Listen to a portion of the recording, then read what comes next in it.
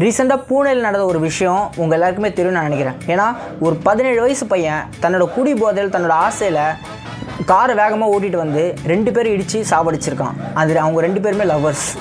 அவங்க 2 பேருமே வந்து அங்கே ஒரு ஐடி கம்பெனியில் சேர்ந்து வேலை செஞ்சுக்கிட்டு இருந்தாங்க. அவங்க வந்து இங்கே வேலை ரொம்ப ஸ்ட்ரெஸ்ஸாக இருக்குது, நம்ம வந்து நெக்ஸ்ட் வீக்கே நம்ம ஊருக்கு போயிடலாம் சொல்லிட்டு பேசியிருக்காங்க. அவங்க பேசின அன்றைக்கி நைட்டே அவங்க பைக்கில் வரும்போது அவன் என்ன பண்ணியிருக்கான், ஃபுல் போதையில் காரை ஸ்பீடாக ஓட்டு வந்து அவங்க 2 பேர் மேலே இடிச்சிருக்கான். இடிச்சிட்டு அடுத்த ஸ்பாட் அவுட்டு. ஆனால் இது வந்து போலீஸ் எப்படி ஹேண்டில் பண்ணிச்சுன்னா, போலீஸ் அரெஸ்ட் பண்ணிட்டு போயிட்டு 15 மணி நேரத்தில் பெயில் வாங்கி கொடுத்துருக்காங்க. எப்படி 15 மணி நேரத்தில்? இதெல்லாம் வந்து சிரிப்பாக இல்லை.